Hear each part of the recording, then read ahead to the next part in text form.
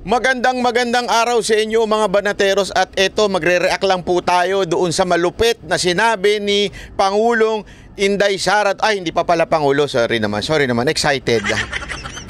Sa sinabi ng ating Vice Presidente na si VP Sara Duterte, palakpakan naman tayo.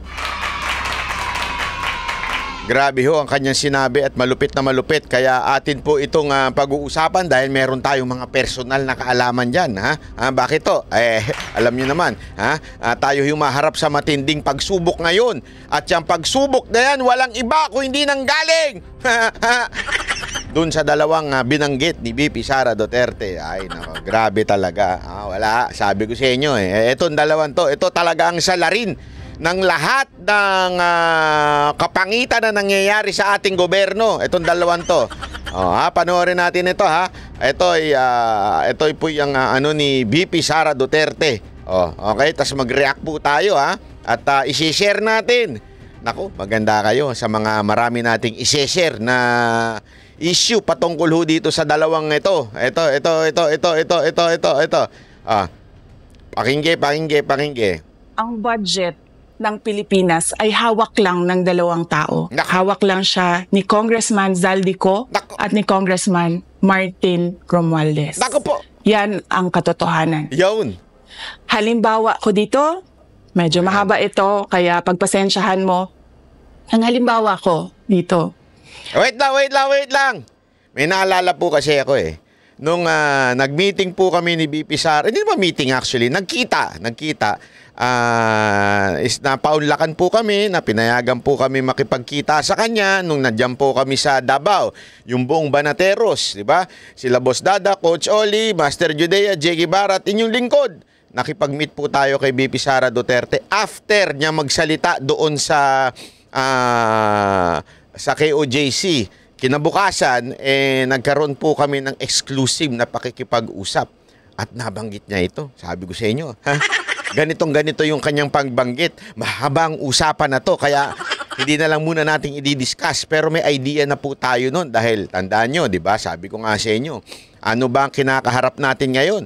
Meron tayong kaso dyan sa Naku, ayoko na muna magsalita. Ikaw na muna, VP Sara Duterte. Ikaw muna. Sa DepEd muna tayo. Okay. Sa Department of Education, noong taong 2023, merong 5 billion na inapprove para sa classroom construction. Nako po. Nagulat ako.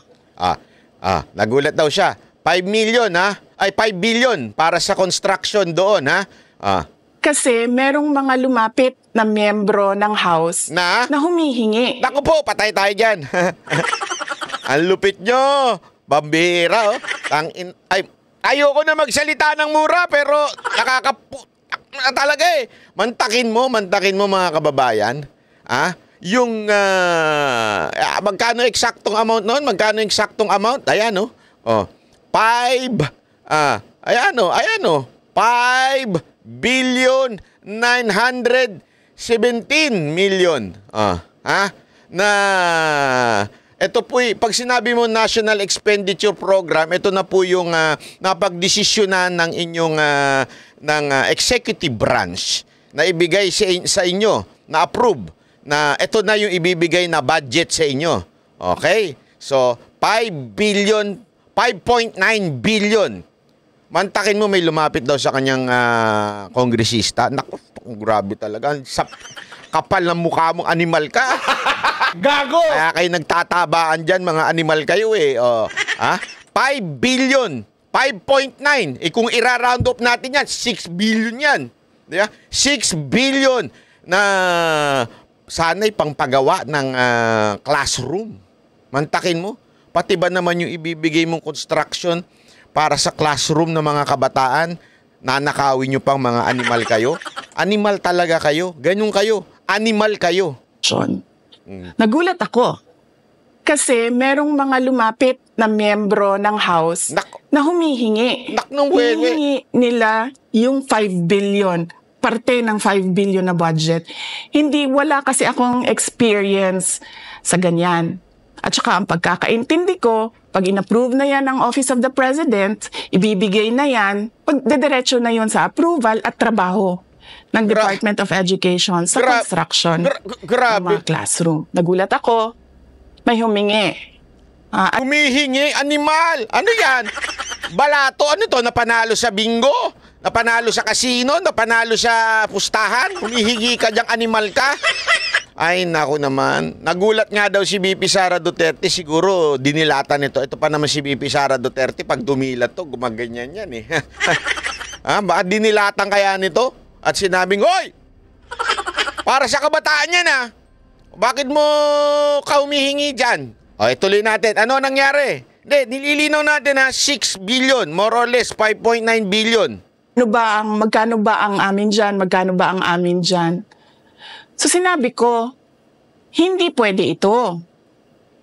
Kasi, ang mangyayari nito, hindi magagawa ng Department of Education ang trabaho namin na mag-construct ng classroom ayon sa classroom backlog at sa prioritization base sa backlog at sa classroom construction. Grabe, no? Mantakin mo, meron ng problema tayo sa, hihingan pa. Kita nyo yun, ito yung example na kagawian na po ng Kamara ito. Sa leadership ng Kamara. Hindi natin alam kung anong nangyari ng mga nakaraan. Diba? Buti na lang, si BP Sara Duterte, astig na tao. Astig na tao in a sense, wala siyang pakialam kung kailangan niya nang umalis, hindi siya kapit-tuko sa pagiging sekretary, hindi rin siya kapit-tuko sa kahit anumang kapangyarihan. So, sige, wag na. Ganun. Kung ayaw nyo, diwag. Basta, hindi pwede yan. Mantakin mo. Kung gawain na nila yan. Magkano ba sa amin dyan? Patay tayo dyan? Magkano kaya? Ito ang tanong. Magkano kaya? Tandaan ninyo, DepEd pa lang to Ganito kalala ang korupsyon sa Pilipinas. DepEd pa lang ito. Magkano pa kaya yung hiningi ng ibang na mga leadership ng Kamara sa ibang mga departamento? Mantakin mo? Tuloy. So sinabihan ko yung isang congressman, sabihan ninyo si Martin Romualdez. Sino kaya yung nanghingi? So definitely hindi si Martin Romualdez, Pero parang ang dating sinasabi ni BP Sara Duterte parang inutusan. Kasi sabi niya, sabihin nyo kay speaker na hindi pwedeng chap-chapin. Yun. So parang without even saying directly, parang ang dating, inutusan niya yung mga congressman na lumapit kay BP Sara Duterte, kung sino man yun. Hindi natin kilala yun, pero may hinala tayo. Alam mo naman, may binanggit si BP Sara Duterte. Hindi natin alam kung sino, pero may hinala tayo kung sino yun. At sinasabi ngayong ni BP Sara Duterte, sabihan nyo yung amo nyo. Hindi pwedeng ganyan. Ano to? Nanakawin nyo yung pera para sa pagpapagawa ng mga classroom? Ganun kayo kagarapal? Eto, tuloy. Di pwede chap-chapin ang classroom construction na 5 billion. Kaya kung makikita ninyo sa budget proposal na approved ng Office of the President, 5 billion yon. Okay. Pero nung lumabas yung GAA o yung budget approved noong 2023, naging 15 billion siya. Grabe! Do you understand what happened here? Do you? Ganito ayoko na magsalita, ikaw na nga lang, Kong. Gago! Yun. Ganito ayoko talaga. Ganito napakawalang ya ng ating gobyerno. Ano ba ibig sabihin yan? Ito lang inapruban. 5.9 billion. Sabi ni BP Sara Duterte, doon sa emisaryo, di umano, according to him, according to her, yung emisaryo, kongresista, kung sino man yung animal na yan, magkano sa amin? Ang sagot ni BP Sara Duterte, di pwede yan. Di pwede chap-chapin. Alam mo ginawa? Okay. Ayaw mo. Okay. Walang problema. Ayaw mo. Sigurado ka? Ayaw mo. Sige, kami nang bahala. Kaya, minekos-mekos nila yung GA. Dinagdagan nila ngayon, ginawa nilang 15 billion. Minekus-mekus nila. Ginawang 15 billion. So sa madaling salita, ang ibibigay lamang sa DepEd 5.9. Magkano ang katkong? Grabe talaga. Ang katkong! Alam nyo kung magkano? Mahigit kumulang 9 billion. Nako, grabe.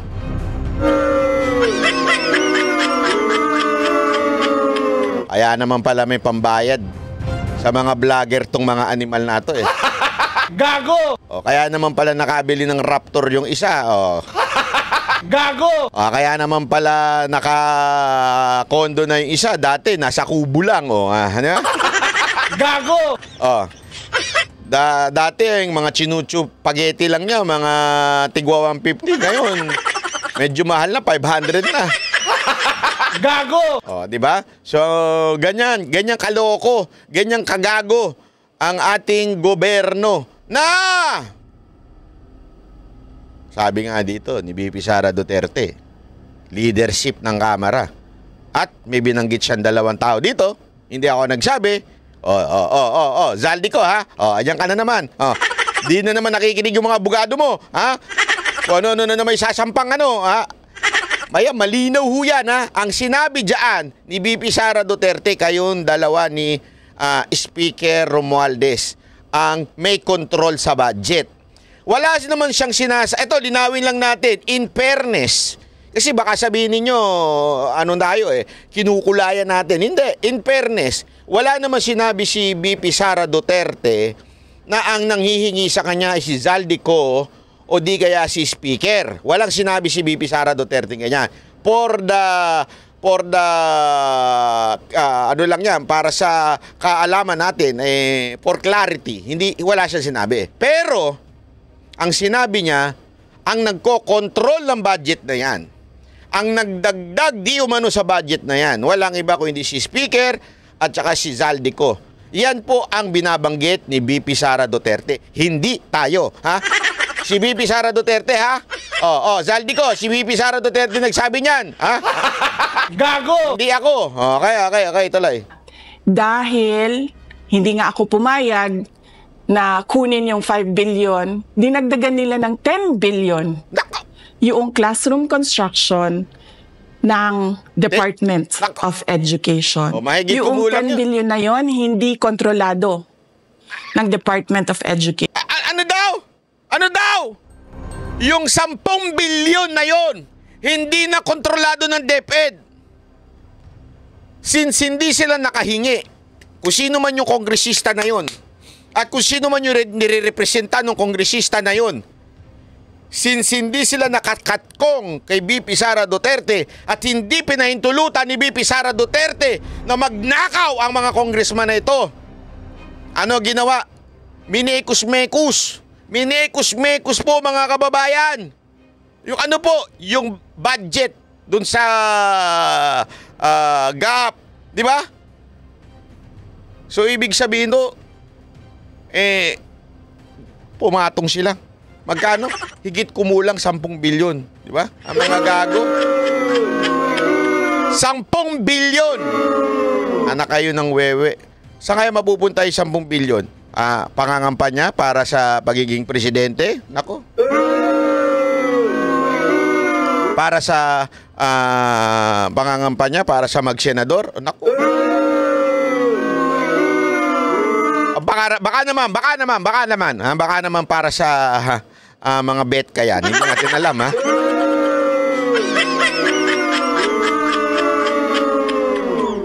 Nako, dapat sagutin nyo ito. Speaker at saka Zaldico. Nako, matindi paratang ni VP Sara Duterte dito. Di natin alam kung anong... mamaya, papakinggan natin ang sagot ng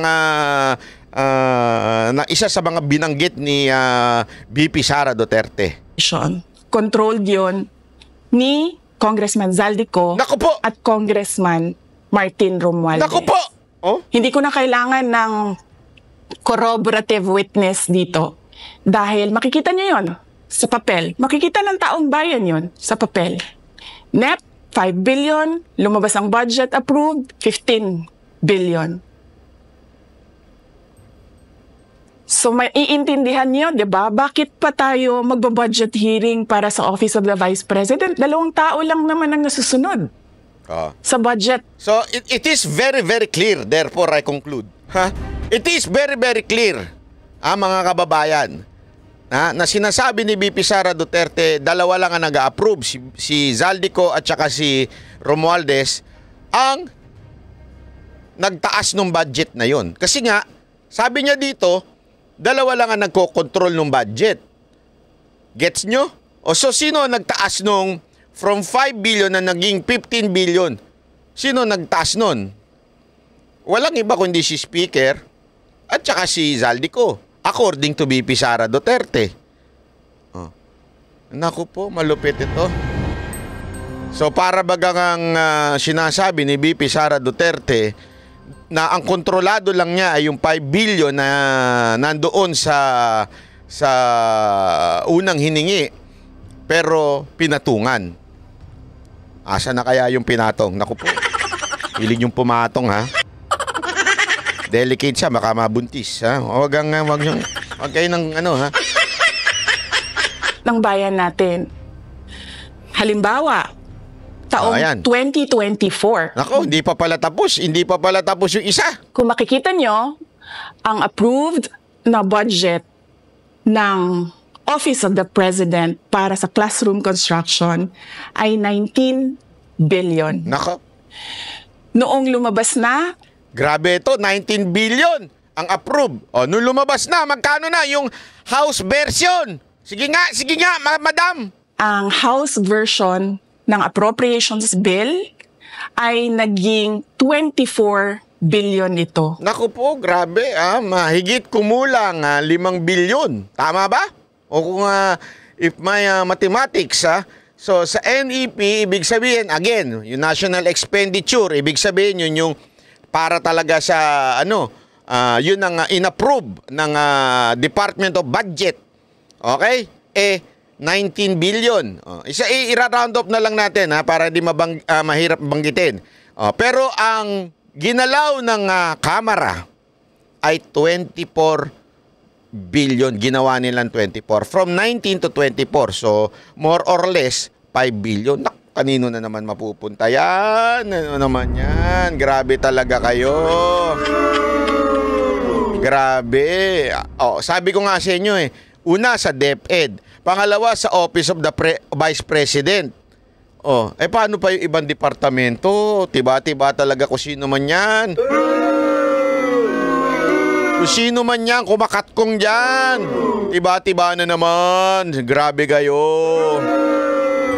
Kaya talaga napakawalang yan ito mga to. So, approved 19 billion, paglabas sa House, naging 24 billion.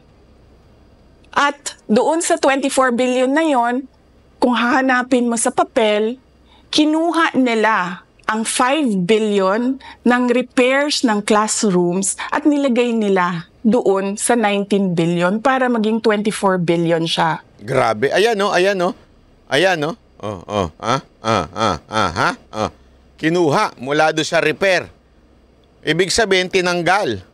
Tinanggal doon sa repair. Itong amount na yan. Yan. Tinanggal yan. Yung amount. Kasi sa sa ENEP to, ito yung national expenditure. So, siyempre, para mapatungan yung saan kinuha? Dito daw.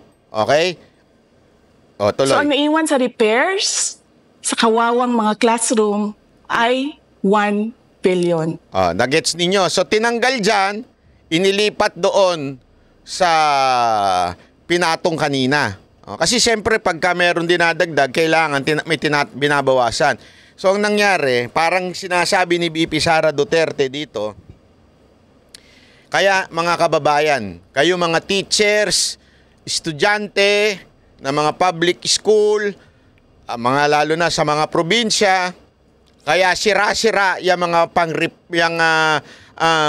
mga mesa o eskwelahan ninyo. Bakit kanyo? Kasi yung pang-repair niyaan, kinatkong. Tinanggal yung 5 bilyon, tinanggal at inilipat sa iba. Naku po, ayan na naman po tayo. Naalala ko na naman yung PhilHealth na nilipat yung budget. Naku po. Ang lupit talaga. Ang lupit ng gobyerno to.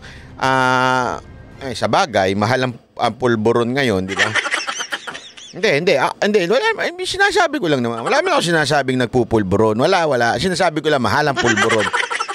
Wala, ganun talaga. Mahal ang bilihin ngayon. Kaya, makikita nyo, sa papel, nandyan yan. Naging 24 billion. At hindi lang yan, dahil noong 2023 ay hindi ako pumayag na hindi masunod yung DepEd na rules sa paano mag-classroom construction based on need.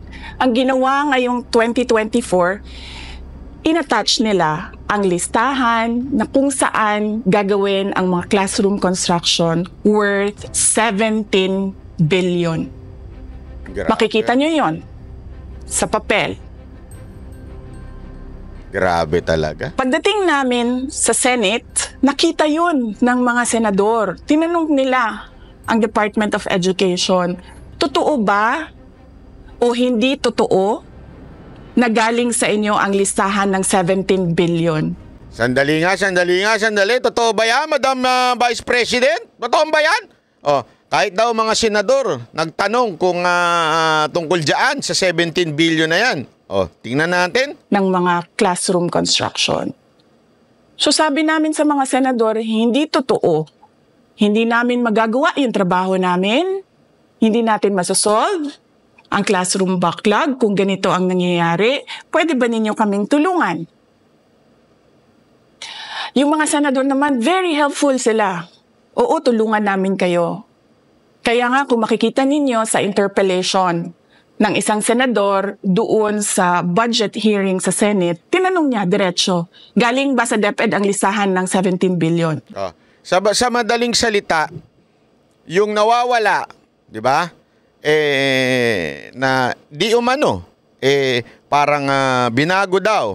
Sino ba may control? Si Speaker at saka si Saldico. Yung nawawala na yon, nagbigay ng listahan. Okay, yung listahan na yun, doon daw mapupunta yung mga construction, bla bla bla, kung ano gagawin doon. Sinabi ngayon ni BP, doon sa Senate na tulungan nyo kami.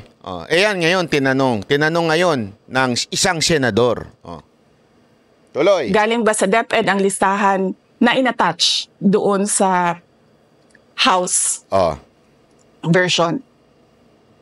Sinabi namin hindi. Hindi galing sa amin yan. On record yon. Nako. Makikita nyo sa mga videos. Balikan nyo yung mga videos. Sige nga, balikan natin. Makikita nyo. Balikan natin.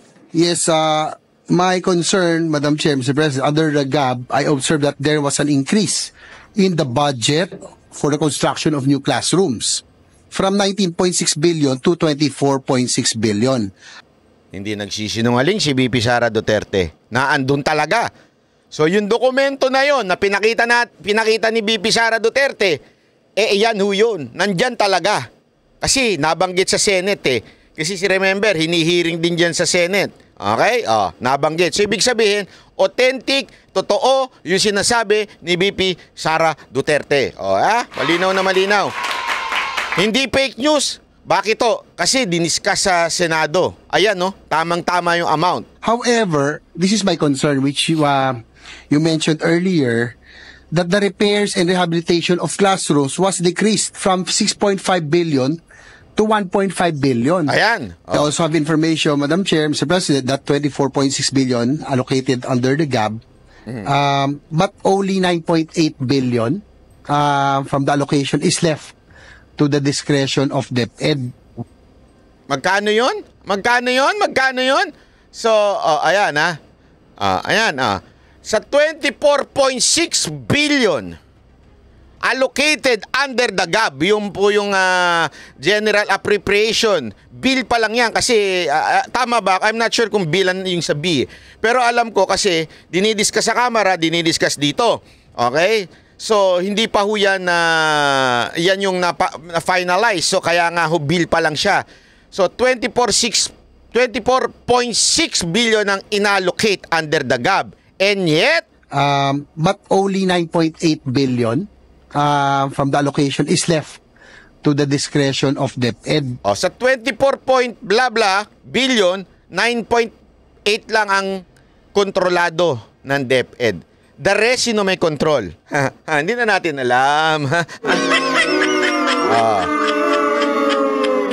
Ito ang malinaw. Hindi nagpe-fake news si BP Sara Duterte. This is legit. This is not fake news.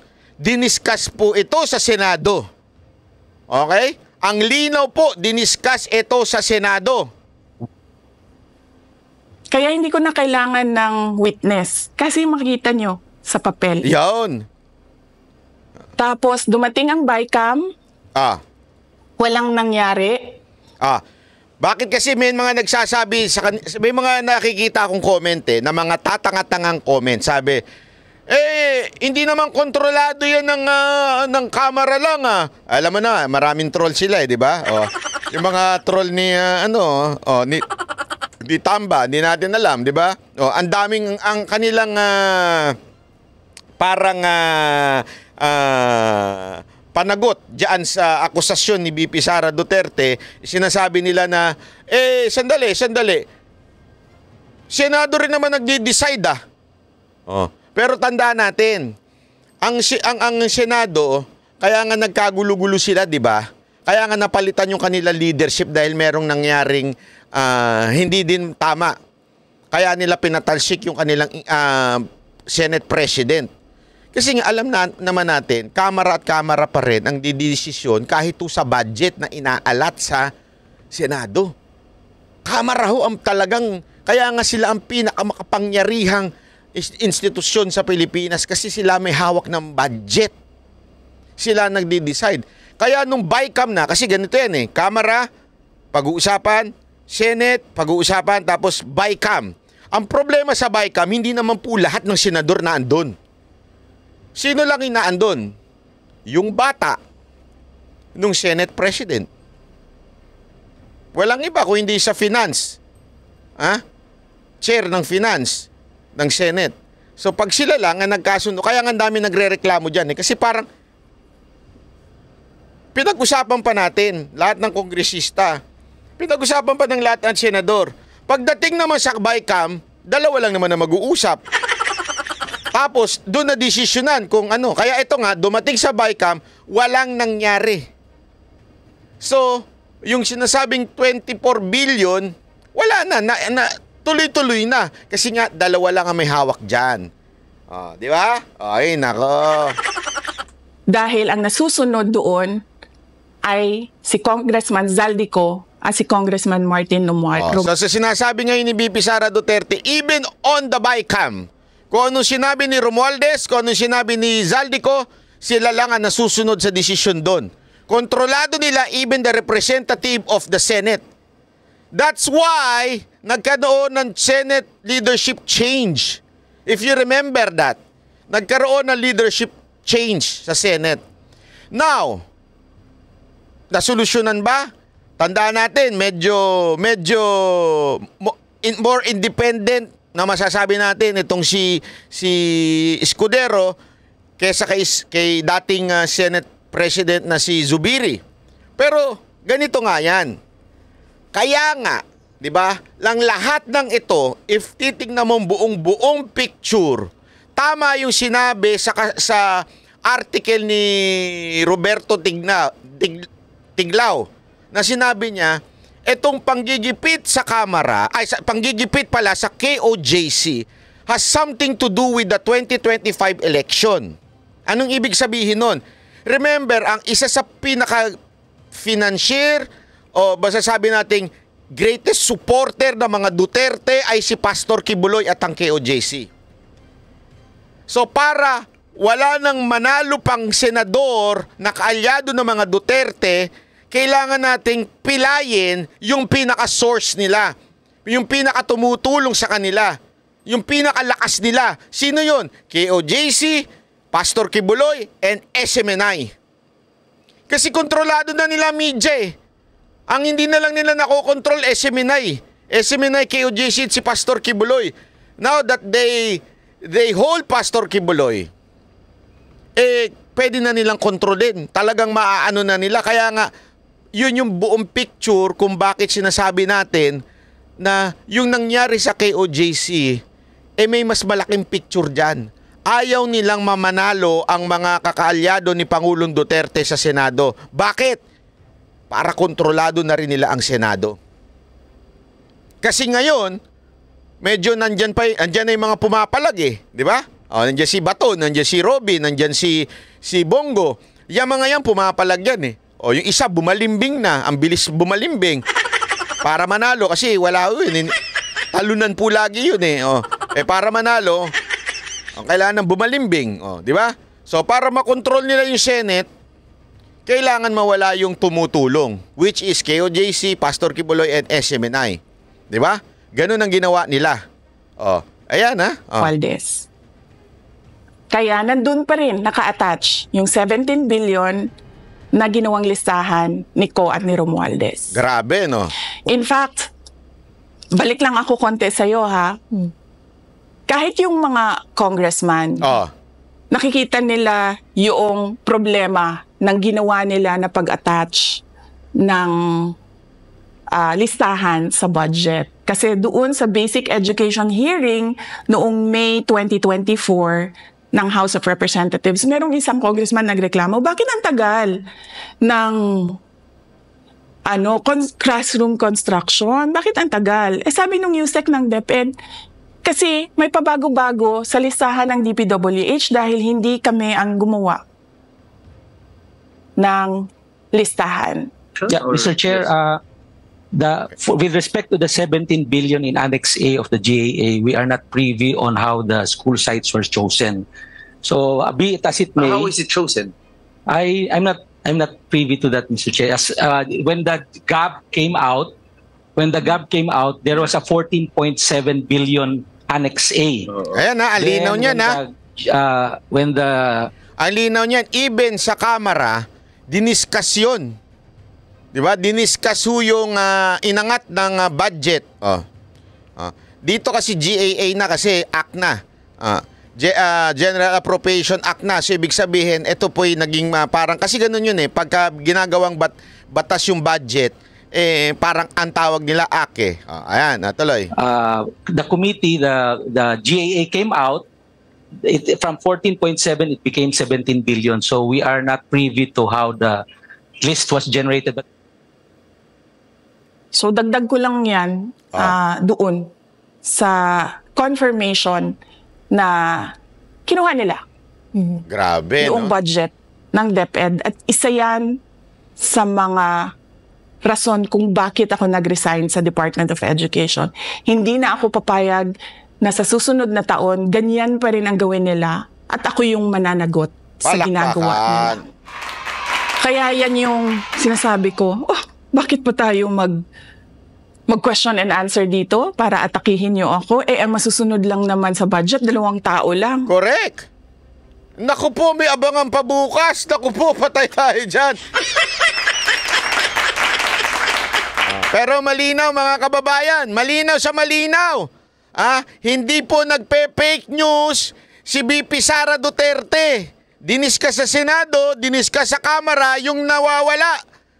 Hindi, yun na nga lang. Ang problema, nung nag-BICAM na, sabi nga ni VP Sara Duterte, sino ba nagdidesisyon sa BICAM? Si Zaldico at saka si Speaker. Silang dalawa lang nga nagdidesisyon.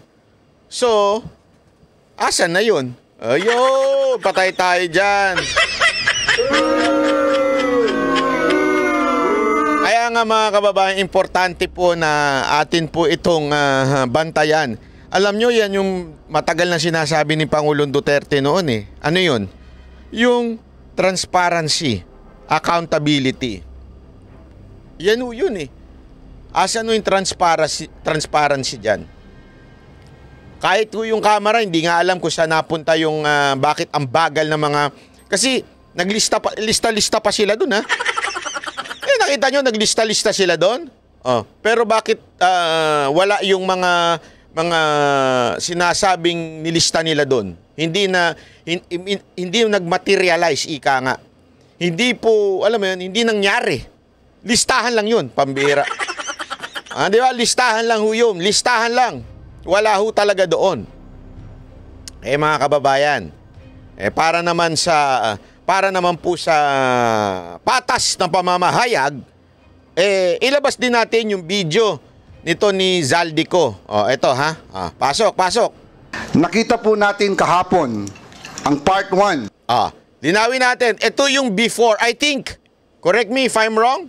Lagay nyo sa comment. Pero ito yung hindi pa ata niya nakikita. Yung binanggit yung pangalan niya. Kasi ang kino-comment niya lang dito at this time, ito I think this morning, kino-comment niya pa lang dito yung first video ni BP Sara Duterte.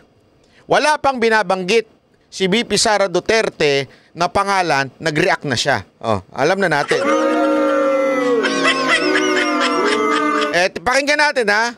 Kasi hindi ako sure pero hindi ako sure na kung lumabas ito before or after the second video. Kasi yung pinakita ko kanina, yung pinlay ko, second video yun. Okay? May unang video. Doon sa unang video, teaser pa lang. Wala pa yung pangalan ni Zaldico at saka ni speaker doon sa unang video. Ito ata yung nire-reactan dito ni Zaldico.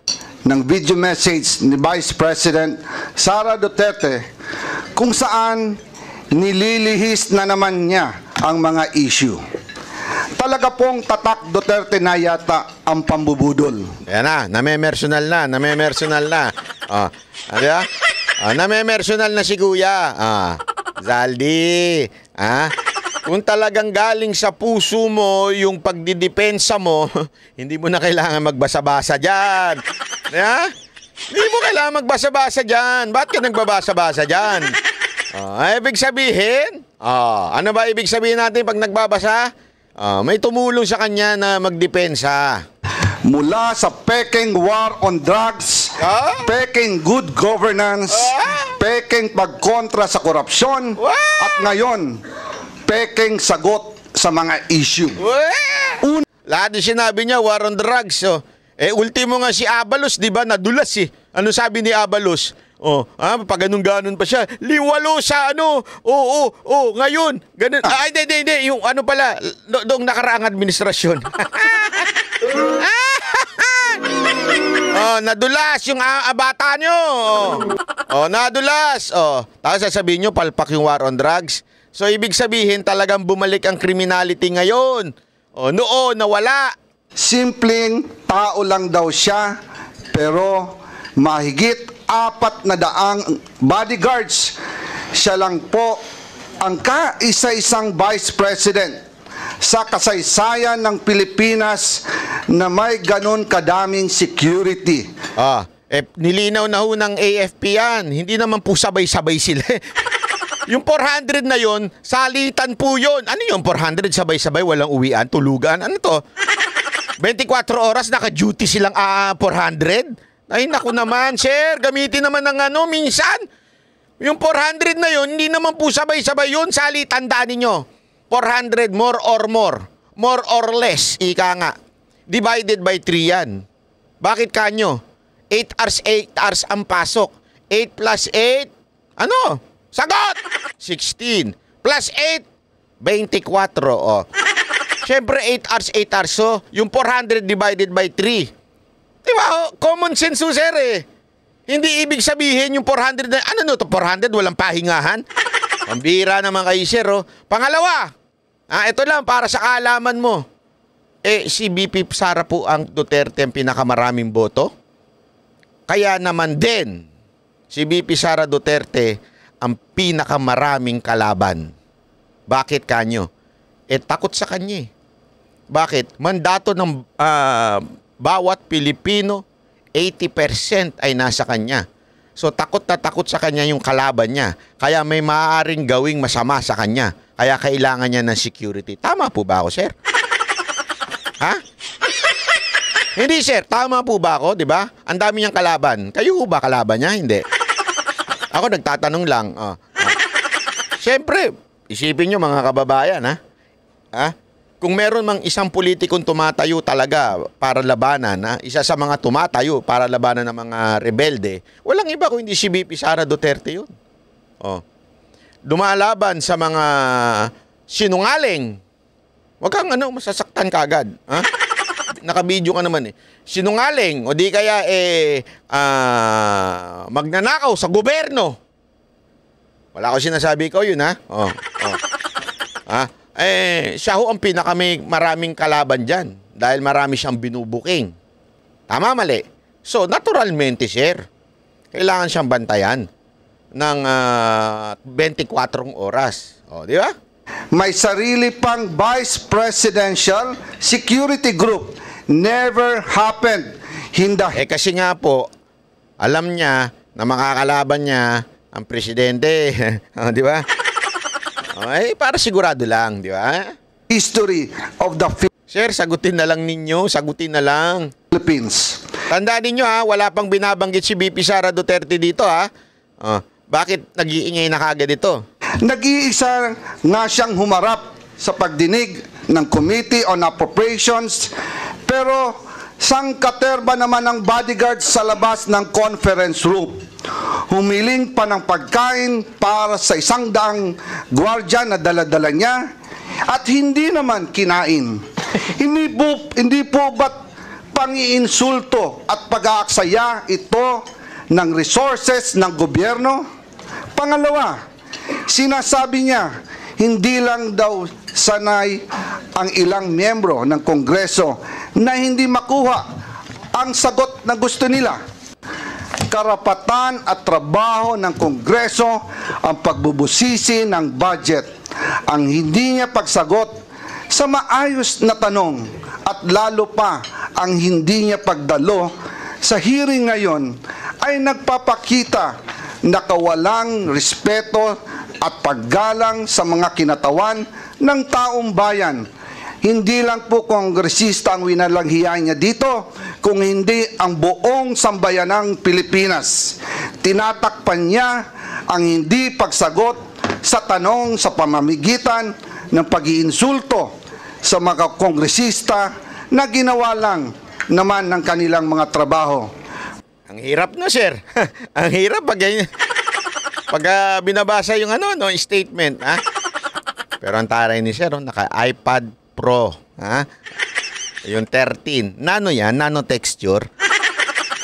Yan, grabe si sir. Diba? Talagang basa lang. Basahin mo lang yung sinulat. Hindi natin na kung sino nagsulat niyan eh. Gusto nila ang interbranch courtesy, pero siya mismo walang kortesiya sa Kongreso. Pangatlo, malinaw na pambubudol o panlilinlang sa mga Pilipino ang pagsasabi niyang kinikilala niya ang kapangyarihan ng Kongreso sa budget. Malinaw naman sa tao, live sa TV at internet, kung ano ang kanyang asal. Wala siyang sinagot ni isa man lang na tanong ng mga kongresista. Abogado pa naman siya, pero mukhang absent siya nung tinuro ang prinsipyo ng separation of powers at Kongreso bilang co-equal, kapantay ng sangay ng gobyerno ng ehekutibo.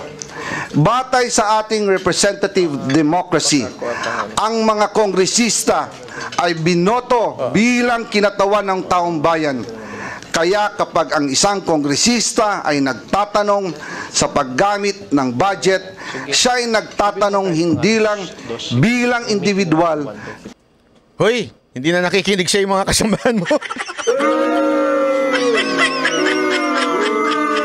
Ang dami nagdadardalan sa paligid, hindi na nakikinig sa'yo. Kamambira. Bawasan mo ng budget yan sa project nila. Oh. Sabihan mo sa boss mo, sabihin mo na, sir, eto mga to, hindi nakikinig, oh. Yeah. Hindi ko naman wala ko sinasabing hawak niya yung budget. Hindi ko sinasabi. Kasi siya ang chairman eh.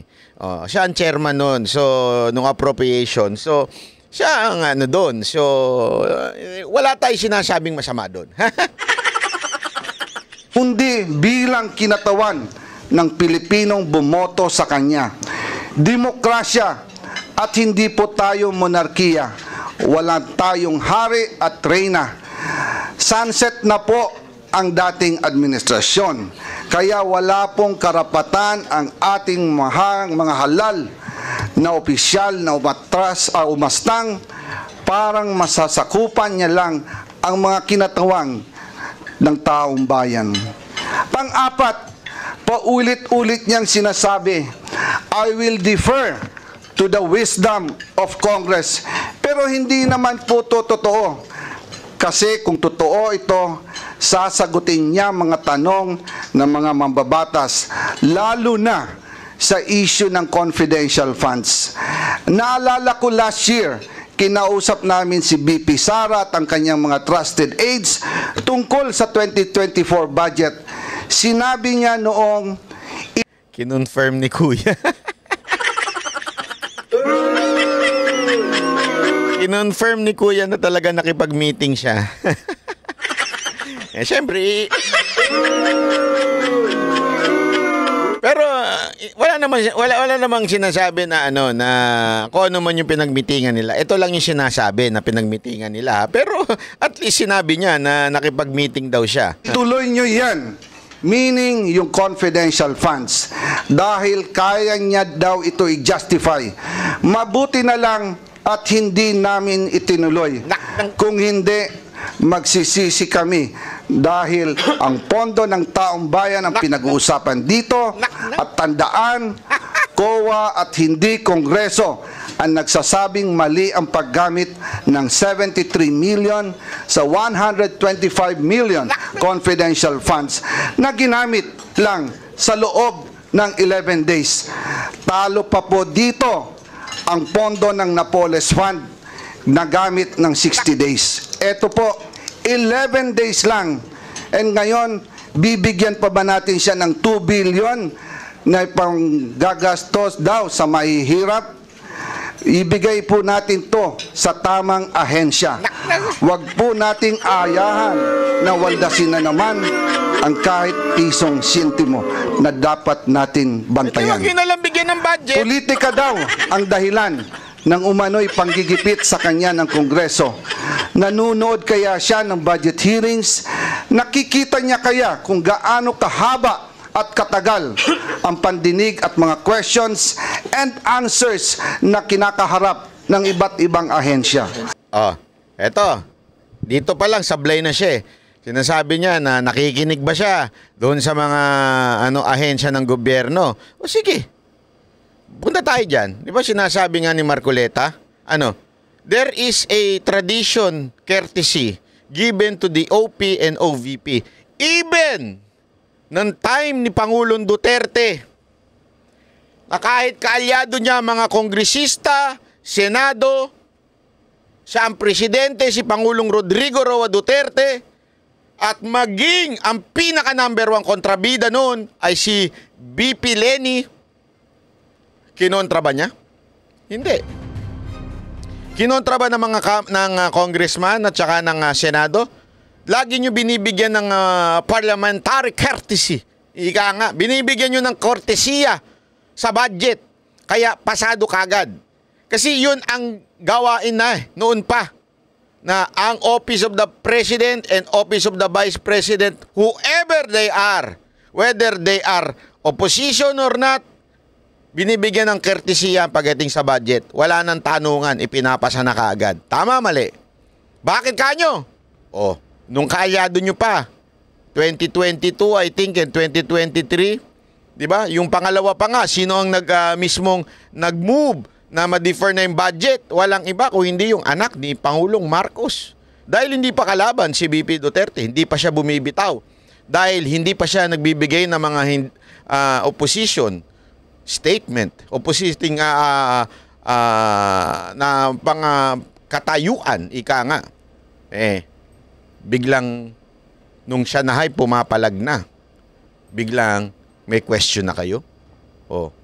Tanungin kita, sir. Bakit noon na mas mataas pa ang budget ng OVP, bakit noon binibigyan nyo ng courtesy at hindi nyo na tinatanong? Mas mataas pa yung budget niya noon, ha? Ngayon na mas mababa na dahil wala na nga yung mga iba-iba dyan, bakit ngayon nyo binusisa ang budget ni hindi nyo binusisa yung budget ngayon? Ang binubusisa ninyo yung budget noon. Noong mga dadali. Hindi kayo makamove on. Noon pa yan eh. Ba't nyo binubusisa ngayon? Tapos sasabihin nyo, there is no politics in this. Sino maniniwala sa inyo?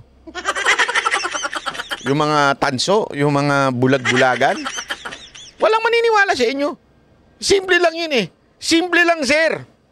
Nung makadadawang budget na dumaan na, walang busisa, courtesy, go. Mas mataas ang budget ng OBP nun. Pati wala, go. Oh. Pero ngayon, dahil kumukontra na si VP Sara Duterte, bigla niyong binusisa. Oh. Tell me now, walang politika doon? Ng pamahalaan para i-justify ang kanilang budget. Why should the OBP be any different?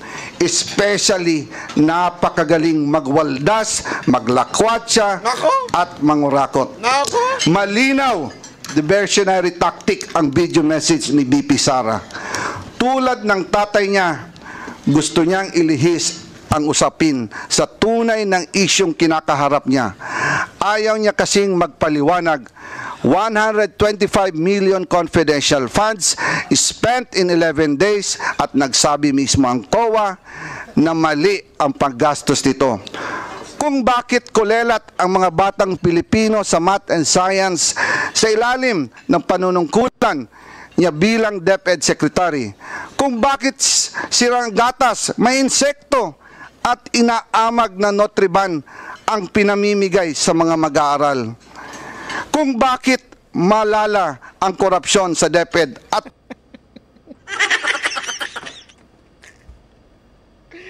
pilit na pilit si Kuya, bakit malala? Anong malala?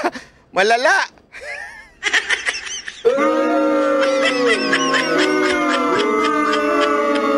Ang hirap talaga pagka, binabasa lang, Ang hirap, Ang hirap pag wala sa puso. Ang bira, palpak ang kanyang panunungkulan dahil tamad at hindi siya pumapasok kahit minsan sa Department of Education. At higit sa lahat, kung bakit sa gitna ng lahat. Ang daming akusasyon nitong personal, Ang daming akusasyong personal, pero walang pinakitang proof. Walang pinakita. Si VP Sara Duterte may pinakita. Eto, wala. Nga.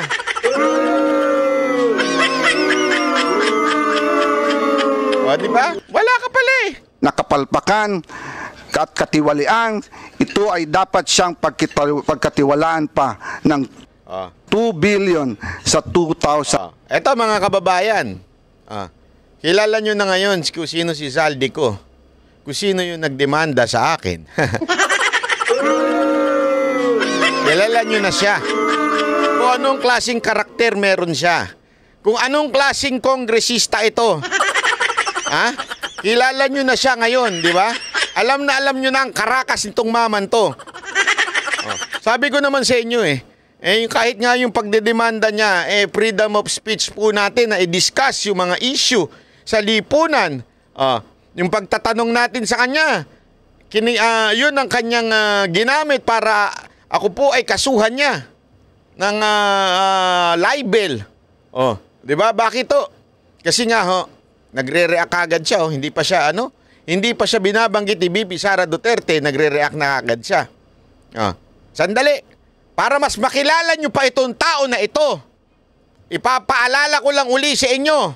Eto, ipasok natin, ayan. Wait lang, ayan. Ipapasok uli natin ito. Importante kasi ito, malaman ninyo mga kababayan. Ayan, naalala ko lang bigla. Ito yung dahilan kung bakit ako na-demanda. Dahil pinlay ko ito, nireaksyonan ko ito.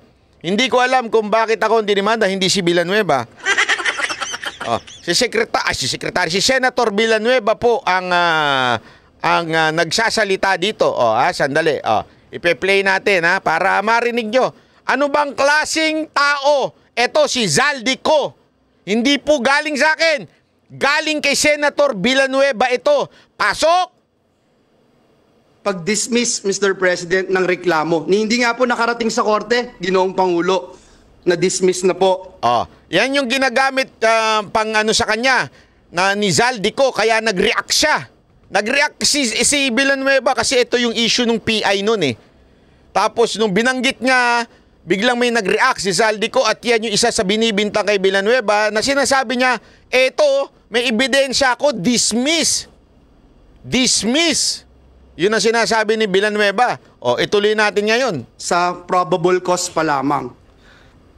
Mr. President, noong 2016, Probable cause pa lamang, ibig sabihin fiscal level pa lang. Wala pa. ginamit po ito, ngunit hindi nagtagumpay. Nakakuha po tayo ng 18,459,222 votes.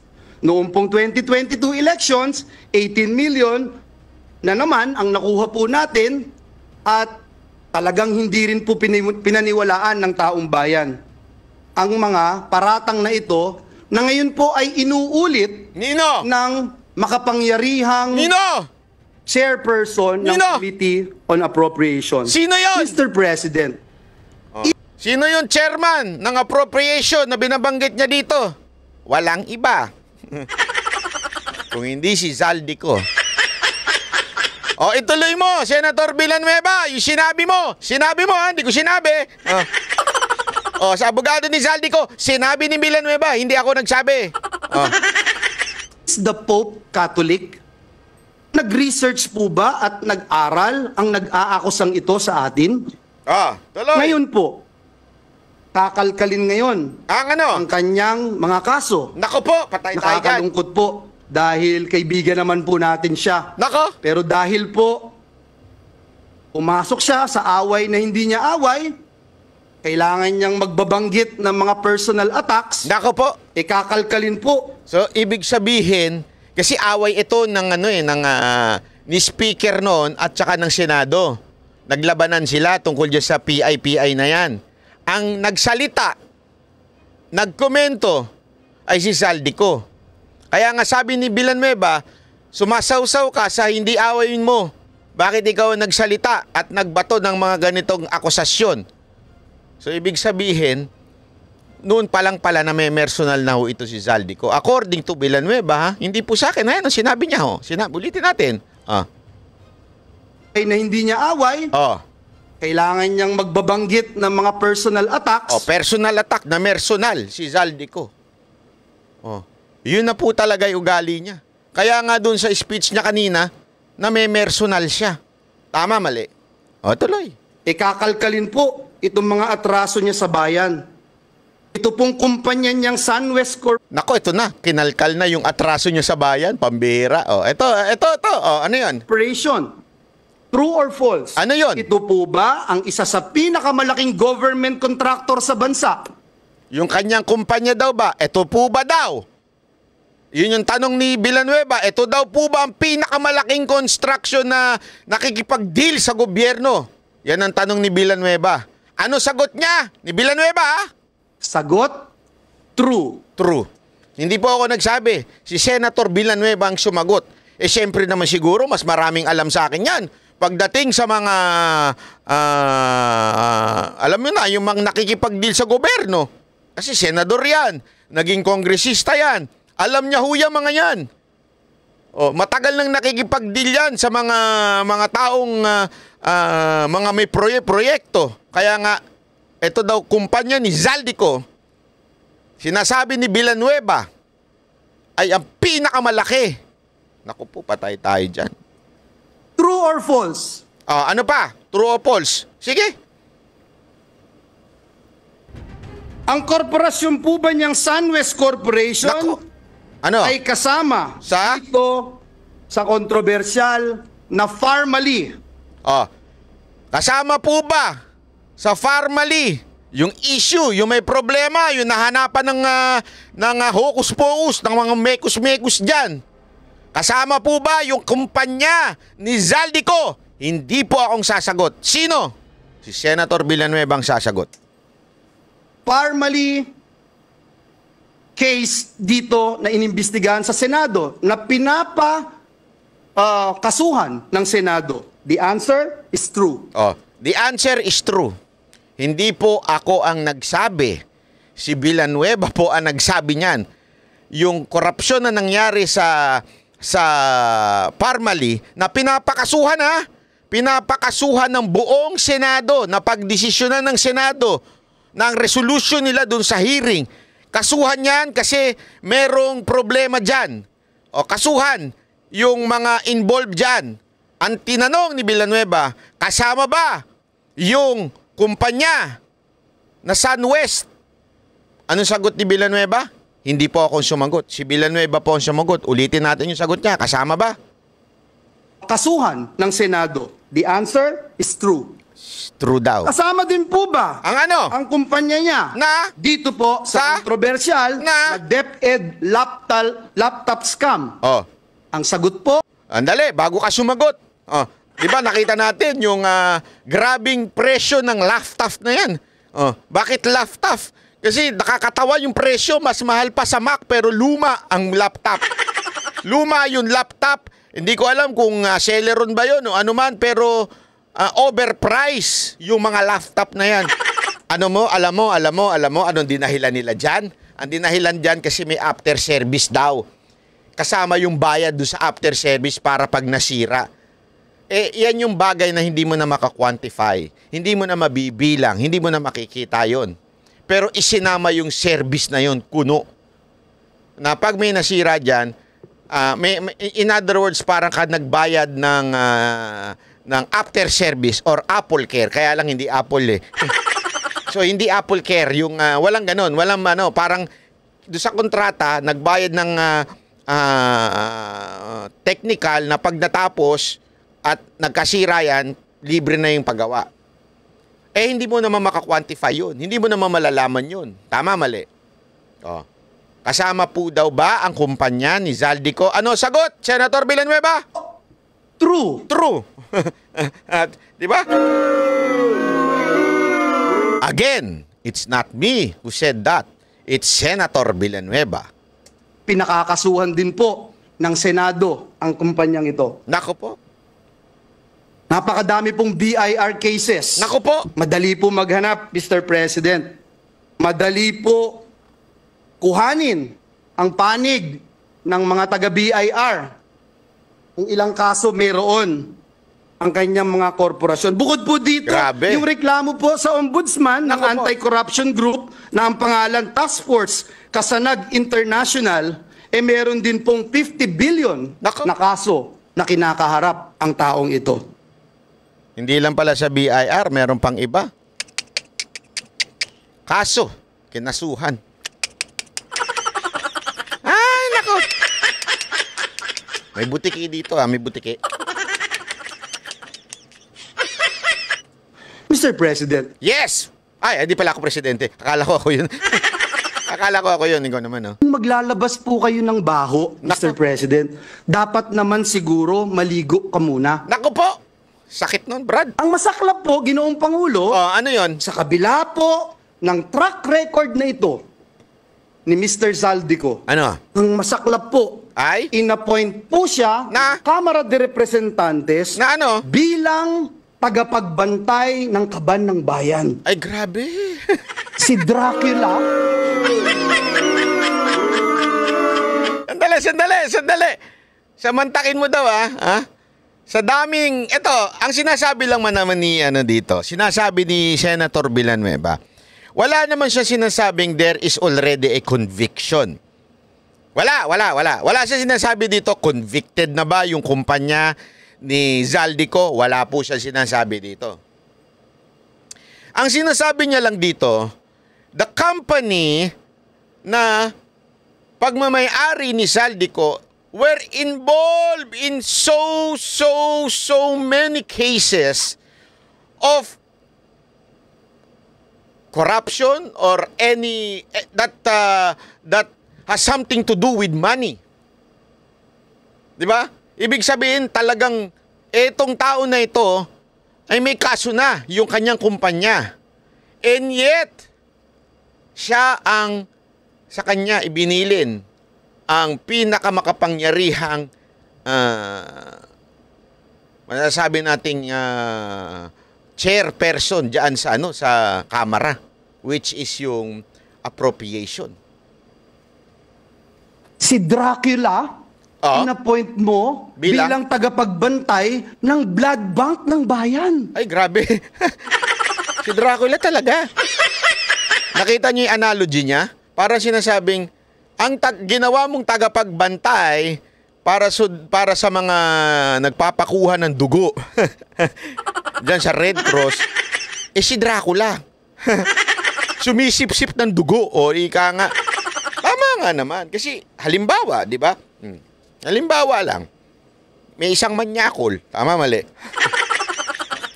Ginawa mo siyang profesor o teacher ng mga kababaihan. O, di ba? Ng mga siksi, mga ganon. O. Alam mo na nga manyakol siya. Halimbawa lang yung tinuturing nilang si Mang Kanor. O, halimbawa. Siya ang ginawa mong yaya ng iyong anak. Di ba? Abnormal po ba yun? Hindi, halimbawa lang. Abnormal po ba yun?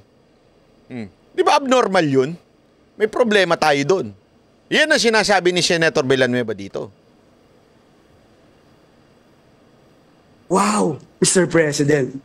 Kailan sa kasaysayan ng bayan natin nangyari ang ganitong pagkakataon na isang big-time contractor ang hahawak sa kaban ng bayan? Naku po, patay tayo. Only in the... Ito this was long time ago. Ibig sabihin po, dito pa lang inaakusahan na siya. Kinonfirm ni VP Sara Duterte ngayon na ang nagko-control ng budget ng mga departamento natin ay walang iba kung hindi si Zaldico at si Speaker. Tayo, matagal na ho natin sinasabi ito. Bakit? May mga congressman, tayong mga kaibigan dyan. At di ba, noong una pa lang ng panunungkulan ni Marcos, pag tungtong-tungtong pa lang niya, sinasabi ko na sa inyo to, there is something happening in the House of Representatives. Nagkakaroon ng barkadahan system dyan. Kung sino lang yung barkada, kung sino lang yung kakampi, yun lang ang may budget daw. Sinabi ko na sa inyo yan. Di ba? Sinabi ko na po sa inyo yan noon. Ito kinukonfirm ni Villanueva, kinonfirm ni VP Sara Duterte. In line with that, ilang beses ko po sa inyo yung sinasabi na huwag tayong malilihis sa ating pinaglalaban. Kasi marami sa atin ang inaatake si Marcos at yung asawa niya. I don't have problem with that if they did something wrong. If they did comment something wrong, atakihin natin. That's correct. That's constructive criticism. Pag may mali, pag may pagsisinungaling, atakihin natin. Pero yung ibang issue na wala namang kinalaman si Marcos at ang may kinalaman ay ang kamera, pero ang inaatake pa rin natin si Lisa Marcos. Bakit? May problema tayo. Kaya nga di ba paulit-ulit ko sa inyo sinasabi, nahaluan tayo ng Trojan horse. Nahaluan tayo na ang pilit na pinasasama lamang ay yung mag-asawa. Umiiwas dito kay Romualdez. Pero kitang-kita na natin ngayon, nang galing na sa bibig ni VP Sara Duterte, sa bibig niya na nanggaling, si Romualdez ang talagang tunay na may problema sa bayan nato. Sinabi ko na sa inyo yan. Ano sabi nyo sa akin? Ha? Sinabi nyo sa akin, bayaran ka siguro ni Lisa Marcos o kaya ni Marcos kaya hindi mo binabanatan. Which is katangahan. Dahil ilang beses natin binandatan yon pag meron silang maling ginagawa. Pero yung idadamay mo sila sa walang maling ginagawa para iiwas mo lamang si Speaker, nahalata ko na yun. Kasi remember this, don't ever forget this, Marcos is done. Ano ibig sabihin nun? After 2028, tapos na yan. Hindi nakakandidato yan, hindi na makakaulit yan. Ibig sabihin, hindi siya ang real enemy sa politika. Hindi siya. At remember, ang personality ni Marcos at nung kanyang asawa, kung hindi magparty. Yun lang ang personality nila. Magsaya. Diba? Wala nga siyang kaalam-alam sa mga nangyayari. Alam nyo, kahit si Pangulong Duterte, yan din ang sinabi sa akin nung huling nag-usap kami. Alam niya. Diba? Sabi niya nga sa akin, diba sinabi ko naman na weak talaga yan? Mahina yan? Walang ano yan? Si ano talaga ang ano yan? ang may pasimuno niyan. Alam niya. Tama naman talaga eh. Weak talaga. May kasalanan ba? Oo, may kasalanan. Being weak is a mistake. Being weak is yan ang talagang pangit sa isang personalidad ng isang presidente. Weak. Bakit? Kaya siyang palusutan ng mga taong nasa paligid niya. But the problem is, mga kababayan, nagpo-focus tayo sa presidente at dun sa asawa niya kasi yun ang dinidikta sa inyo ng iba. Pero ang real culprit sa mga nangyayari sa bayan natin, nandi dito sa kamera. Bakit? Siya ang nangangailangan sa 2028. Siya ang may ambisyon na maging Pangulo ng Pilipinas. Siya ang may ambisyon na maging Prime Minister. Siya talaga ang tunay na kalaban sa panahon na ito. Hindi lang ho tayo nag-confirm yan. Ang dami ho. Maging si BP Sara Duterte, maging sa Senado, maging si Senator Bato, di ba? Sinabi niya, sino ang namili nung meron siyang kinuwento na nandun, sino? Si Senator Bato ho ito, ha? Kinuwento niya through the interview ng SMNI na nandun daw si Romualdez, nandun si Zaldico, at nandun yung isang kaibigan niyang general na pinababaligtad daw di umano para labanan si Pangulong Duterte at gagawin siyang PNP chief. Wala si Marcos dun, ha? Wala din yung asawa dun. Am I saying wala silang kasalanan yung mag-asawa? Meron! But the point here, eto talaga. Speaker of the House, ang real problem ng Pilipino ngayon. He is controlling everything. Remember, sila may hawak ng budget. Yung presidente, wala yan. Pinaiikot-ikutan lang yan. Yan ang tunay. Now, tanong ko sa inyo, di ba? Lumabas yung totoong sinasabi natin doon pa. From the very first time, yan na yung nakikita ko. Yan yung magiging problema natin sa bayan na ito. Bakit? Nandyan lahat ng pera. Kaya nga kaliwat kanan, dinaig pa si Willie Rebillame sa pamimigay ng pera. Sa ayuda. 5,000 pesos! Ganun eh, gumaganon eh. Di ba? Oh. Kasi nga, habang humihirap ang Pilipino, yan ang plano dyan eh. Sa tingin ko lang ang plano dyan, nagmamahal ang bilihin. Naghihirap ang Pilipino. The more na naghihirap ang Pilipino, kakapit yan sa mga politikong namimigay ng pera. That's why, yan ang sa tingin ko nangyayari sa Pilipinas. Pinipilit talaga nila na maghirap ang Pilipino para kumapit sa ayuda. At kung sino yung mag-ayuda, malamang yung iba ma-persuade na iboto yung mga yun. Diba? Mga kababayan, magising ho tayo. Wag ho tayo basta-basta maniniwala sa mga tatanga-tangang vlogger dyan. Sorry pero totoo eh. Paulit-ulit ko na po sinasabi sa inyo to, pinapaliwanag ko sa inyo. Diba? Na ito talaga. Kita nyo na, lumabas na ngayon. Lumabas na po. Sabi nga nung isa, bumingo tayo. Ama mali. Diba, tagal ko na sinasabi sa inyo to eh. Ayaw ninyo maniwala. Eto, pakinggan pa natin nung lumabas na yung pangalan, siguro pagkatapos i-release yung video ni BP Sara Duterte, na nabanggit na si Zaldico, eto na yung kanyang reaction after mabanggit yung pangalan niya. Tingnan nyo yung difference between before, yung nagsasalita siyang may iPad, at eto ngayon. Nakita... Ay, sorry, hindi yan. Ito. Una-una, again, pangbubudol na naman po yan. Napakalaking pangbubudol. Akala nila ang taong bayan hindi matalino. Matalino po. Sasagutin po natin yan.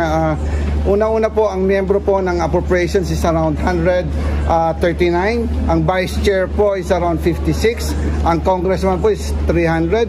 Meron po tayong mga senador na 24. Meron pong miyembro ng Bicameral Conference Committee after the budget. Alam mo kung bakit ko nabuking yung mga troll?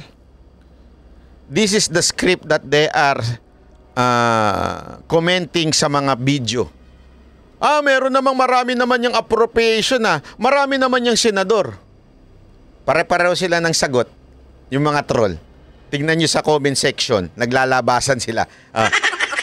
Yan kasi yung pan-damage control nila sa sinabi ni VP Sara Duterte na kontrolado lang ng 2 tao o ang budget. So, to justify it, sinasabi nila marami namang membro, marami namang senador. Pero ang tanong, sino may control? Hindi naman sa dami. Wala naman sinabi ni VP Sara Duterte, kayo lang naman ang membro.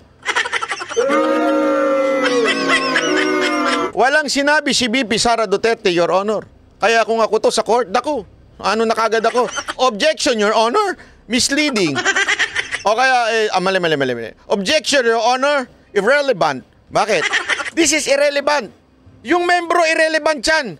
Yung dami ng senador, irrelevant yan. The point of the VP is, 2 lang kayong nagdidesisyon. Hindi sa dami ninyo. Wala naman siya sinabing 2 lang kayong membro. Hindi eh. Sinabi niya 2 lang kayo nagdidesisyon. Iba ang nagdidesisyon sa membro. Di ba? Deliberation ng House and Senate, meron pa pong BICAM na mag-uusap. Sa BICAM, ilan lang ho ba nag-uusap doon? Ay! Diba? Ang dalawang upper chamber and lower chamber, almost 30 po ang nag-attend yan in public. So hindi po totoo yan. Kung nagagawa niya po yan sa Davao, sa confidential fund na lustayin in 11 days ng 2.6 or... Sabi naman nung congressman sa likod, tama yan.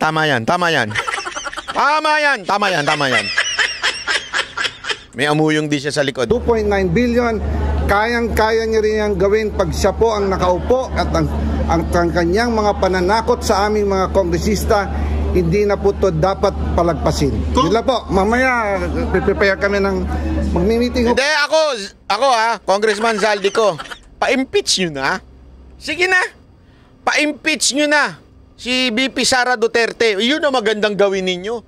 Hindi kasi sinasabi ninyo, di ba? Ang dami nyo sinasabi na kesyo confidential fund, nilustay, pera ng taong bayan, bla bla bla. Kasi if you're saying that right now, na nilustay ni VP Sara Duterte yung confidential funds, ipa-impeach mo. Ikaw mismo. Kasi ikaw pwede kang magsabi. Kasi kahit sinong congressman pwede mag-ano dun eh. Parang mag-move na pa-impeach tapos boboto yung mga tao, ay mga congressman. Diba? Ikaw mismo, ipa-impeach mo na. Sige na. O wala kang yag balls. Hindi, ako nagtatanong lang, wala ka bang yag balls na ipa-impeach si VP Sara Duterte?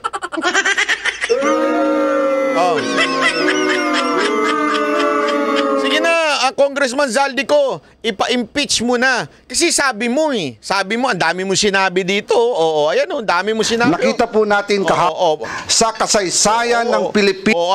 Pangalawa, sinasabi niya, takpan niya bilang co-equal. Ang dami mo sinasabi dyan na pag hindi sinunod ni VP Sara Duterte, hindi impa-impeach mo. Kasi that's a public trust, di ba? Sinasabi nga sa ating konstitusyon na betrayal of public trust is a masasabi nating basis for an impeachment. Ipa-impeach mo na. Unless takot ka. Ako lang ang kaya mo. Ako lang, sir. Ako lang. Hindi, kasi hindi niya pwedeng kasuhan si VP Sara Duterte. Alam ko, may immunity mga yan. Sa sinabi niya. Kasi alam ko, depende yan sa years of So alam ko, may immunity sila. Ibig sabihin, hindi niya kayang kasuhan. Kaya ako, kaya niyang kasuhan. Kinasuhan niya ako. Di ba? Akala mo, mananahimik ako? Ha? Sigurado ako makakarating sa iyo to. Kung akala mo mananahimik ako dahil sa ginagawa ninyo, akala ninyo tatahimik ang isang banatbay at isang mga banateros, hindi. Handang mamatay ang mga banateros. Yun nga, nilulusob na sila dun eh. Yung mga kasamahan ko, kayang humarap sa mga pulis. Kayang humarap at ready na. They have the freedom to go home. But they didn't. Why? Naniniwala sila doon sa pinaglalaban ng mga tao doon. At ready silang mamatay. Until to the last moment, they were all crying. Dahil ready sila. So am I. I am also ready. kahit saan mo dalhin ito, I am ready for you. I will fight not only for my freedom. Ha? Tandaan mo yan, Zaldico. I am not going to fight for my freedom. I will fight for my freedom to speech or to freedom to say and criticize my government because that is protected under our Constitution. Kung ako patatahimikin mo na isang vlogger na merong kahit pa paanong followers, paano pa kaya yung iba? Kaya mo rin patahimikin. Kaya sinasampulan mo ako. Kaya hindi ako uurong sa'yo. Hindi kita uurungan. Kung akala mo uurong ako sa'yo, sorry ka na lang. Hindi, mali ka ng dinemanda. Dahil ako, handa ako. Kahit umabot pa ako kasi hindi importante sa akin to. Hindi importante yung buhay ko. Ang importante sa akin yung pinaglalabang prinsipyo. Yung pinaglalaban ko para sa bayan. Lahat tayo, mga kababayan, mamamatay one way or another. Kung ano yung prinsipyo yung pinanindigan mo, yun na mananatili. Yaman, fame, name, lahat yan mabubura sa kasaysayan. Only yung ginawa mo ang maiiwan. Kaya lalaban po ako. Let it be known na may vlogger na lumaban kahit mahirap, kahit magastos po kahit mahirap kalabanin ang gobyernong ito dahil napakagrabe ho, pinapastrak ang lahat ng bagay. Hindi po ako uurong. Tandaan nyo yan. Basta alam kong tama yung aking pinaglalaban, hindi ko uurungan yan. Tama ho ito eh. If we criticize because may mali ho kayo nagawa. And bilang public official, you should not be onion skin. Pero napaka-onion skin nyo naman. Ngayon, sir, ako lang ang kaya nyo? Bakit si VP Sara Duterte hindi nyo kayang pa-impeach? Takot kayo? Baka magising na mamamayang Pilipino sa gagawin nyo? Go! No? Na malaman ninyo ang bagsik ng taong bayan. Malaman ninyo. Malaman ninyo kung gaano na galit ang taong bayan sa pang-aabuso ninyo. Sa kapangyarihan. Ay, naku, pambira kayo. Ito buti pa nga ito. Muling ipinagpaliban ang buti pa ito, may pumalag na kongresista Ito na lang, wag na yan, yung balita, ito na lang. Ito, hanga din ako sa congressman na ito. Ako talaga, gusto ko ito maging senador Yung hindi po pagdating ng ating pangalawang Pangulo ngayon, ang suspecha ko po ay dahil sa nangyari na mga pagtatanong nung nakaraang pagdinig. I have heard the volume and the barrage of questions asked by members of this committee to the Vice President. Despite the fact, Madam Chair, I heard her several times saying, I forgo the opportunity of defending the OBP budget for 2025 by question and answer, and I leave it to the House of Representatives to decide on such proposal as presented. That was the template of an answer given by the Office of the Vice President. Madam Chair, napilitan po akong mag-raise ng parliamentary inquiry. I think I have earned this. If I survive my term up to next year, I would have survived also, or I would have completed 18 years in this institution. And in this length of time, I have observed a tradition. The tradition is the two highest positions of government, namely the Office of the Vice President and the Office of the President, are not traditionally subjected to questions. I have observed this for so long a time. May I refresh the memory of the members of this committee, Madam Chair. In 2022, the Minority Leader, Honorable Libanan, citing courtesy to the Office of the Vice President, took only about 13 minutes to move for the termination of the budget of the Vice President. And after that, the Majority Leader seconded the motion. That was 2022, Madam Chair. Then 2023, no less than the Presidential son, our own Senior Deputy Majority Leader, the Honorable Sandro Marcos, stood up and invoked the long-honored tradition of according courtesy to the OBP, the Office of the Vice President. And in the same manner, he moved for the termination of the Office of the Budget, the consideration of the budget of the Office of the President, Vice President. I also recall, Madam Chair, that it was terminated. And with the full consternation of Honorable Franz Castro, who then objected, but her objections were never heard until she moved to make up record by way of manifestation her objection. But the committee collectively said, you can no longer do that because there was already a termination of the hearing. This is the time-honored tradition, Madam Chair. For so long a time, we have kept and observed this. We have upheld this tradition. My question is this committee authorized to set aside or discard the tradition? That is the question.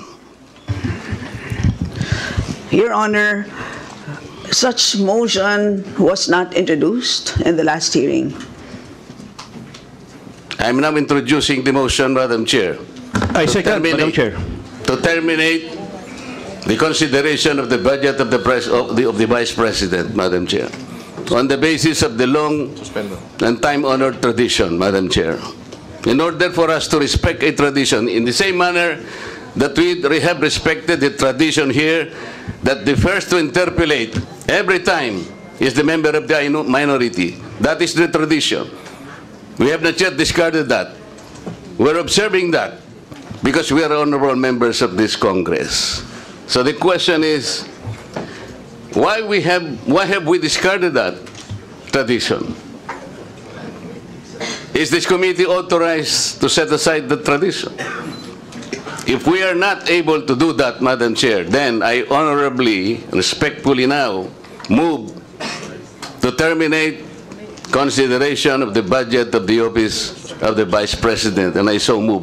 Sir, I objected to the motion and may I... Ayun na, nagagalit na yung mga, alam mo na kung sino yung number 1 kumukontra dyan. O, di ba? Ayan, tumayo. Sabi niya, tradition na ito eh. Yung Office of the President niya kahapon mabilis-bilis lang.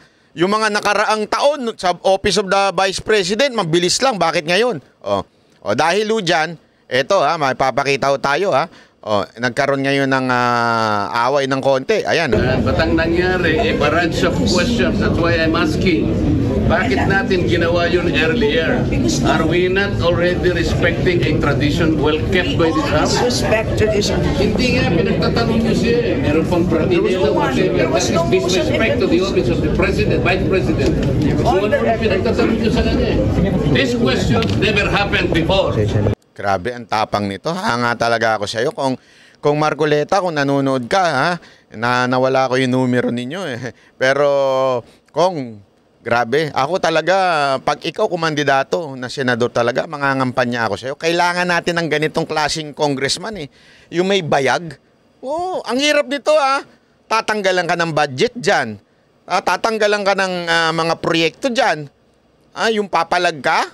At kakampihan mo ngayon, critical ngayon Critical itong moment na to. This is the most critical time.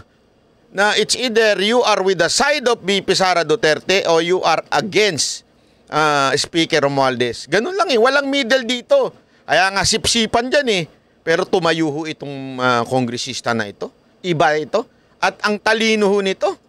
That is the one I'm explaining to you. It did not happen before. Now, ang tanong ko po, ba't nangyari po nung nangyayari na naman ngayon? We are talking of the office that the person... Motion was introduced. You may not like the person. You may not like her presence here. But you have to respect the office of the Vice President. That is all. because that is guided by the tradition. Kahapon po, kagaya po na sinabi nila, wala nang pinagtanong sa Office of the President, and that is correct. That is in line with that tradition. Ngayon po, kung ang tinatanong ko ngayon, are we discarding the tradition? Grabe. And is this committee authorized to discard a well-kept tradition? So kaya nga, then why are we intending to ask questions na naman at pinatawag nyo na naman kung sino-sino dito? That is why, kung hindi po kayo makakasagot, madam, ang tinanong ko na sa inyo, I am now moving. Oh. Eh, brati-bratinela pa? Grabe, tinayuan talaga. Palakpakan! Yung katabi niya, as far as I remember, si Congressman Ungab yun eh. Yan din, kalyado rin yan. Sa Davao City, di ba? Na 3rd Congressional District, yan po si Congressman Ungab. Pero ang talagang lumaban dito ay walang iba kung hindi si Marcoleta. Lahat tinayuan niya. Ito nga, ito isang makulit na to. Hindi ko alam kung sino to. Biglang humihirit pa dyan eh. Kung kayo nakakita ng gano'n, this did not happen anytime. Pang-labing-pitong taong ko na po ito. Tama yan. Yan ang importante kasi malaman natin eh. Is this abnormal yung hinihingi ni Congressman Marcoleta na bigyan ng kertesiya ang Office of the Vice President? Hindi po. Tradition na po yan mula noon, maging kalaban ng Vice President, binibigyan ng kertesiya. Ngayon lang nangyari itong pangwawalang yan ninyo sa Office of the Vice President. Alam nyo, Madam Stella, I was already here when the Vice President was Noli Di Castro, when the Vice President was Binay, when Vice President... But you were also here in the last hearing. No motion was introduced. Yun na nga, kasi question na kaagad eh. Wala man lang... We can read the records. No, he did not introduce it. Nag-motion siya ngayon. But it's... Yung status, parliamentary status. The first thing is that is the manifestation of Congressman Dante Marcoleta, and it should be answered by the members. If the motion, then after that, Marcoleta will vote that motion. So ayan po 'yon ha. So ayan po ang nangyayari ngayon sa Kamara ha. Kaya nga sabi ko sa inyo mga kababayan eto na ho yung mga panahon na hindi ka pwedeng gumitna. Hindi ka pwedeng sumipty. In politics, sa politika ngayon hindi ka pwedeng sumipty. It's either you are with the speaker or you're the enemy of the Speaker of the House. Pero gayon pa man nakakabilib ang mga tulad ni Marcoleta at saka ni Ungab, mga congressman na naninindigan kahit ang kalaban nila dyan, the entire Congress sumisipsip, humihimod sa tumbong ni Speaker at ni Zaldico. Diba? Nakabantay. Wala tayong magagawa. Yari ang budget nyo. Pagka pumalag kayo sa kagustuhan ni Speaker, yari kayo. O kaya ngayon, nakakabilib yung mga katulad nito dahil naninindigan sa katotohanan. Sa katotohanan lang. Doon lang tayo sa totoo. Ano ang totoo? Parte na ho yan ng tradisyon ng Kamara na bigyan, hindi lang ang Kamara, pati Senado, na bigyan ng kertesiya ang Office of the Vice President and the President. Diba? Ang Office ng Presidente. Kaya mga kababayan, pagbantayan po natin ito. Pero ako, ito lang masasabi ko sa mga congressman natin. Kung may bayag kayo, impeach nyo. Kung may bayag kayo. O baka naman puro forma lang kayo. Kung puro forma lang kayo, wala pala kayong pinagkaiba dun sa mga aktivista na yan. Mga komunistang kasamahan nyo dyan. Kasi yung mga kasamahan nyo dyan, mukha lang mga pera yan, yung mga komunista na yan. Kunwari, papalag-palag, pero tameme din naman yan pag nasa pala ng mga pera eh. O ganon din po ba kayo? O tingnan natin. Inaabangan namin ang inyong side, kayo mga kongresista dyan, sa pasabog, at abangan ninyo. Ngayong araw din na ito, lalabas naman ang pangatlong video ni Madam VP Sara Duterte. Palakpakan! At hanggang dito na lang po muna tayo. Ako po si Banat Bay. Para sa bayan, tuloy-tuloy lang mga kababayan. Salamat po. Bana, boses ng ordinaryo Pilipino, banatero sa'y walang makakaawan.